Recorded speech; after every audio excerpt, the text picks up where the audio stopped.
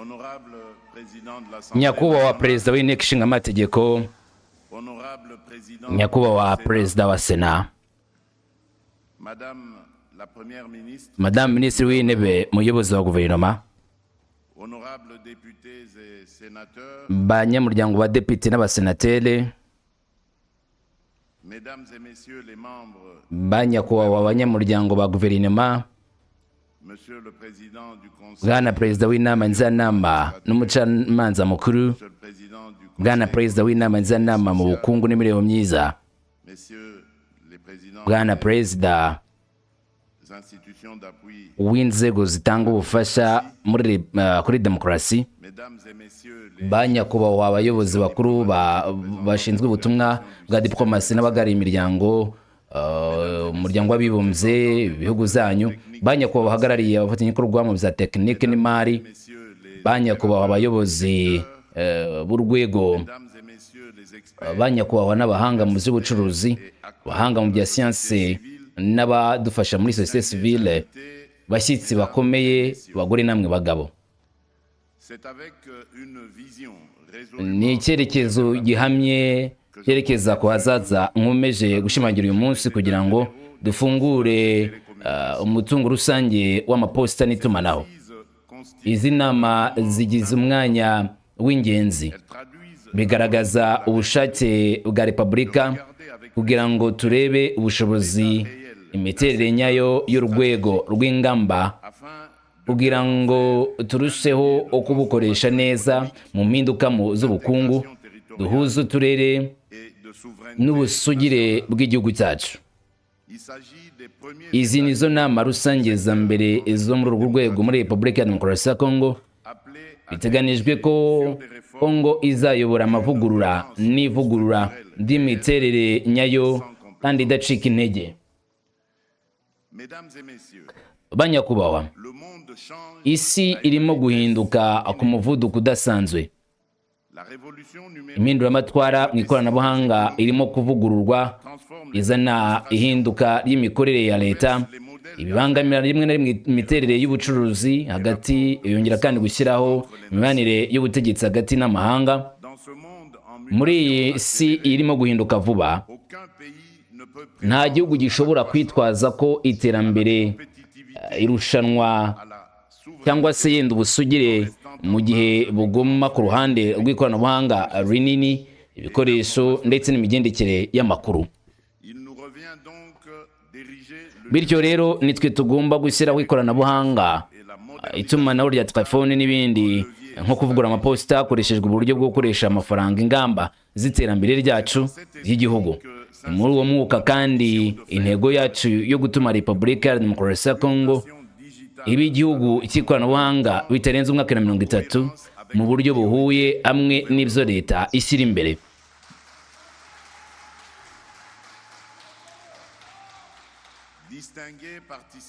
Banyacyubahiro mwitabiriye, bagore namwe bagabo, urwego rw'iposita n'itumanaho rya telefone ruri aho ibibazo byinshi bihurira. Hano nyamukuru mbere na mbere ni ikibazo cyo guhuza itumanaho ry'akarere.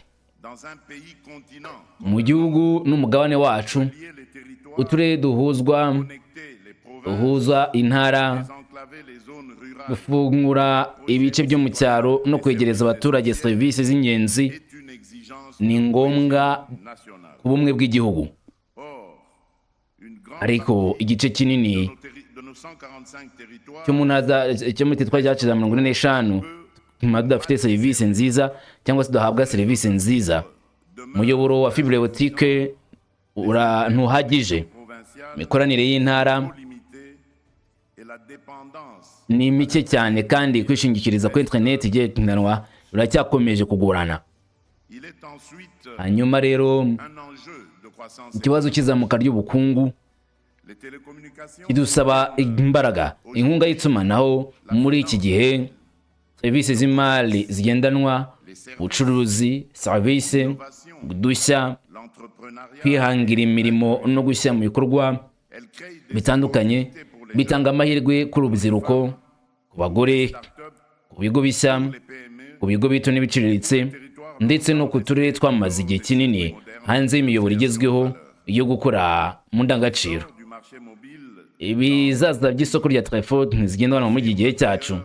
Ibihugu nabyo byemeza ko icyo umuntu asabwa ari ukuri kandi ubushobozi buhari, biracyari byinshi tugomba gushyira mu bikorwa. également un enjeu. Ikindi kandi ni ikibazo cy'imiyoborere ya rubanda. Sans infrastructure Hatabayeho ibikorwa remezo by'ikoranabuhanga bikomeye, il ne peut y avoir nta kuvugurura ibintu bishobora kubaho. l'administration Ubuyobozi nyabwo, d'amélioration du iterambere rirambye rya gukorera mu mucyo, nta na serivisi za leta zaboneka kurusha et plus fiable. uko bimeze ubu ngubu mu buryo bwihuse dushaka. Il est enfin Amaherezo ni ikibazo cy'umutekano n'ubusugire. à l'heure des cyber Mu gihe cy'ibibazo by'ikoranabuhanga bikomeje kwiyongera, la protection des kurinda amakuru, de la dépendance kwishingikiriza kw'ikoranabuhanga ndetse n'intege nke nshya mu bya politike. état sérieux, Nta gihugu gikomeye gishobora kwirengagiza imiterere y'itumanaho nyayo, la maîtrise de ces kugenzura imiyoboro yabo n'uburyo kubungabunga ibikorwa remezo bigomba gukorwamo mu isuzuma ry'ejo hazaza. juridiques Amategeko yacu yahindutse bitewe n'uko itegeko nimero 20/017 ryo ku ya 25 Ugushyingo 2020 ryerekeye itumanaho n'ikoranabuhanga et de la communication, kuri itumanaho nyine, ainsi qu'avec le code. kimwe n'uko kode y'ikoranabuhanga ya 2023, Ce cadre ariko uru rwego ruracyariho. Ntibihagije ku buryo buhujwe, insuffisamment à tubabarire, biracyakora mu buryo butameze neza plusieurs volets. kandi ntabwo byuzuye mu buryo buri muntu wese yabyifuza. À cet égard, Muri urwo rwego rero ndagira ngo ngaragaze amabwiriza natanze mu gihe cy'inama ya 76 y'inama y'aminisitiri yabereye i Kinshasa mu ngingo y'ishyirwa mu bikorwa ryuzuye ry'itegeko ry'umwaka wa 2020 ryerekeye itumanaho aux technologies n'ikoranabuhanga mu itumanaho ndetse no guhererekanya amakuru. loi Iri tegeko pour moderniser, rigamije kuvugurura, gushyiraho no kugenzura neza uru rwego. demeurer Ntushobora gukomeza gushyirwa mu bikorwa igice. dans un état de droit Muri leta igengwa n'amategeko, amavugurura atakaza ubushobozi bwayo iyo adakozwe cyangwa ashyizwe mu bikorwa kandi ntibihindure ibibera muri ako gace. Bityo rero nongeye kwemeza ko ari ngombwa kwemeza ko ishyirwa mu bikorwa neza ry'izi ngingo zose mu nyungu zo kwemeza amategeko, ubutabera n'icyizere mibereho myiza y'abaturage. Ibikorwa bya rubanda bishyirwamo imbaraga.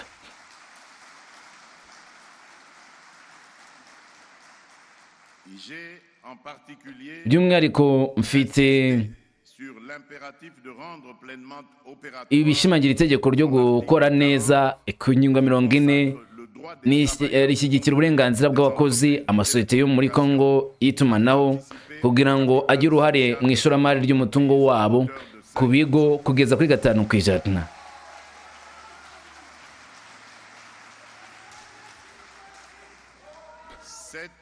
cette disposition Iyi ngingo ni igice cy'icyerekezo cyagutse icy'ubukungu n'ikoranabuhanga rigezweho rya digitale, ariko nanone mu buryo buboneye kuri buri wese kandi ukurikiza amategeko ku mahame n'ubusugire n'ubukungu.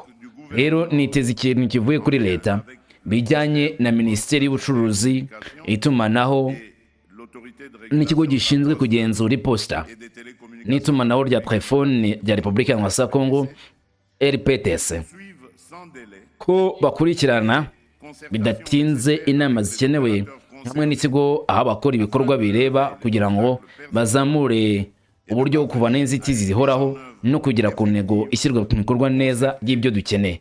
Ishyirwa mu bikorwa ry'iki gisabwa ku buryo burambye kandi buriho bwemewe n'amategeko. et messieurs. Banyakubahwa, Je voudrais aussi nanjye ndifuza kuzana ibitekerezo ku rugero runaka négliger aho ibiro by'iposita bikomeje kwirengagizwa. poste ne doit pas Ibiro être by'iposita ntibigomba gusigara, elle ne doit pas être regardée ntibikwiriye gufatwa nk'ikintu gisigarwa inyuma. elle doit être pensée Bikwiriye gufatwa nk'igikoresho gihuza territoriale, uturere twacu mu buryo bugezweho administrative, hafi y'ubuyobozi logistique ndetse na serivisi zijyanye n'itumanaho, serivisi z'imari ndetse n'ubumwe bw'abaturage.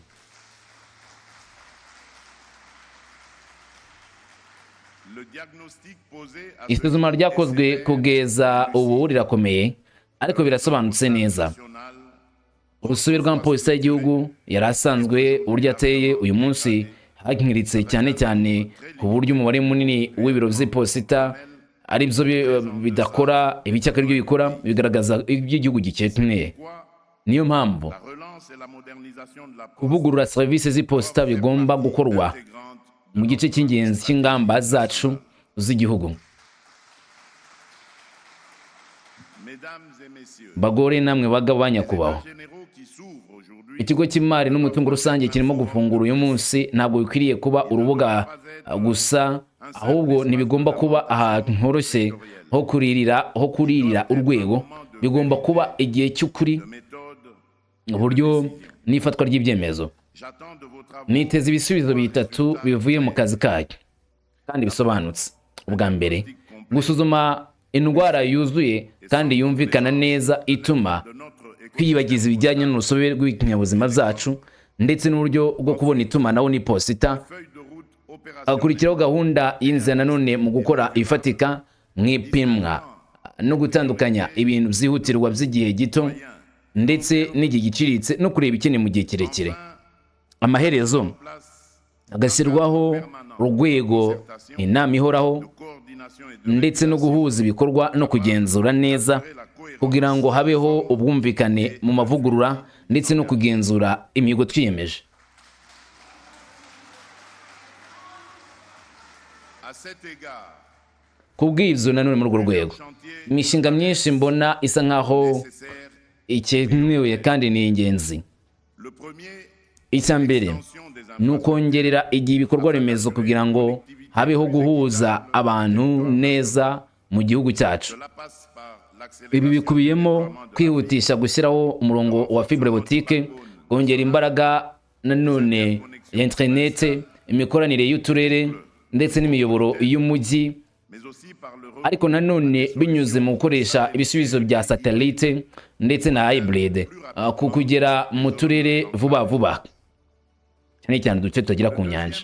et la Icya kabiri ni ivugurura ry'amategeko, amabwiriza ndetse n'imisoro. le secteur ne peut pas se Uru rwego ntirushobora gukura burundu mu gihe cy'ibibazo. la dispersion des normes. Gukwirakwiza amahame ngenderwaho cyangwa se imisoro idakwiye.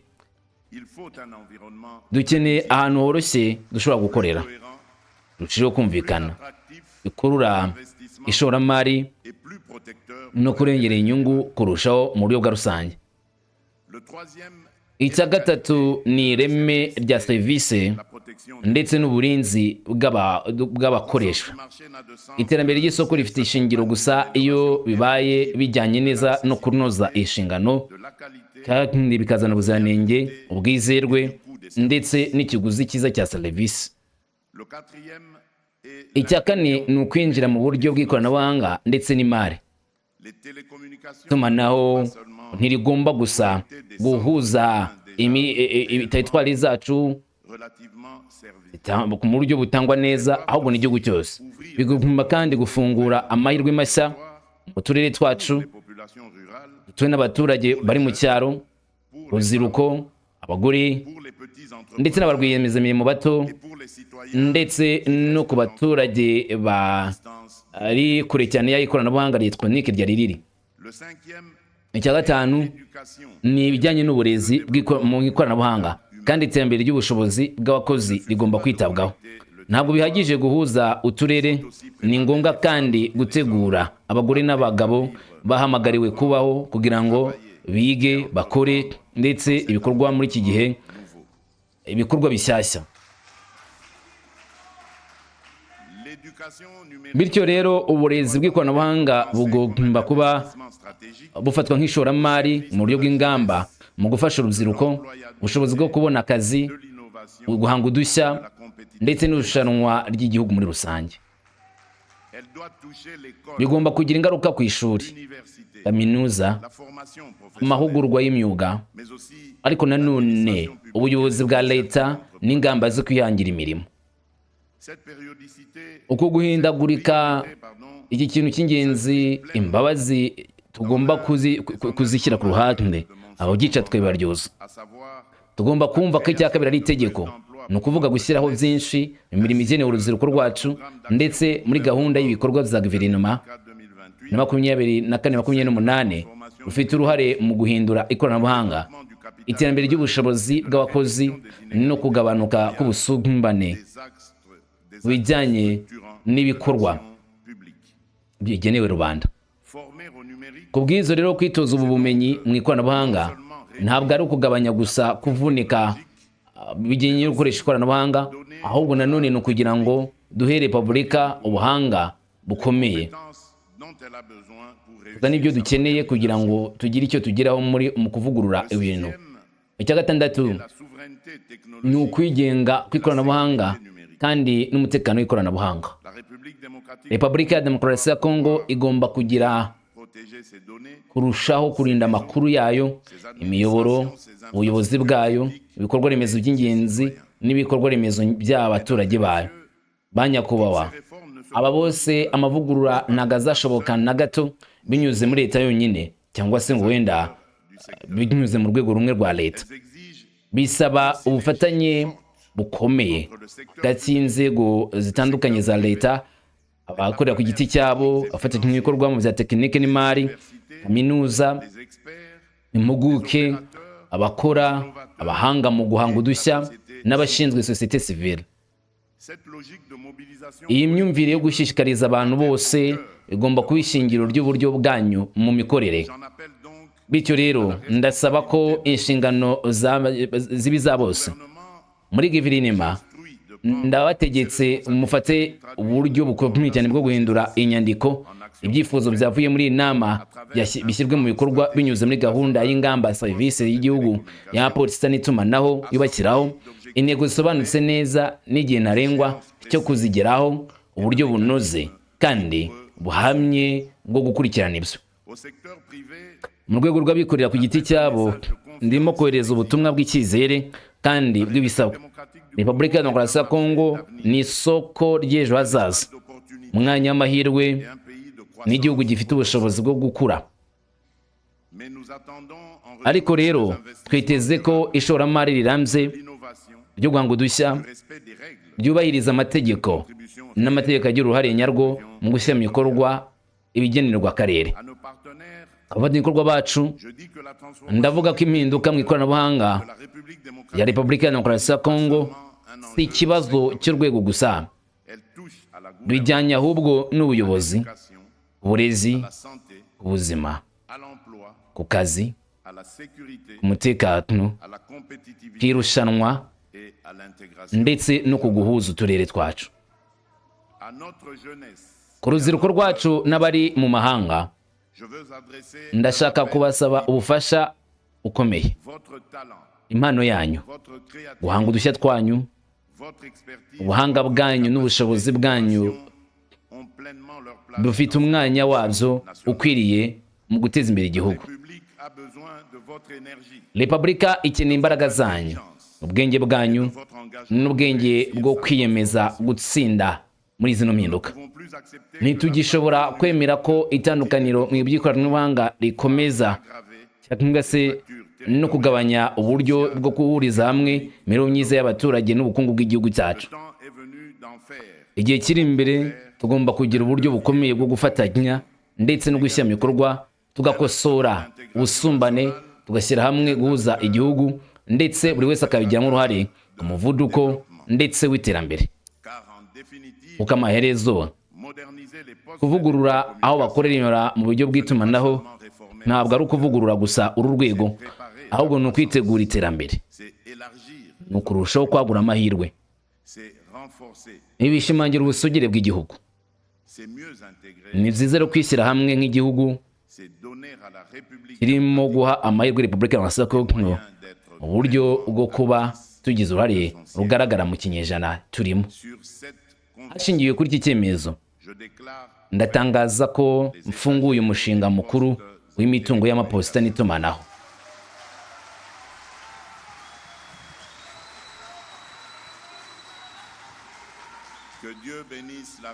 Reka Imana ihe umugisha Repubulika ya Demokarasi ya Kongo n'abaturage bayo.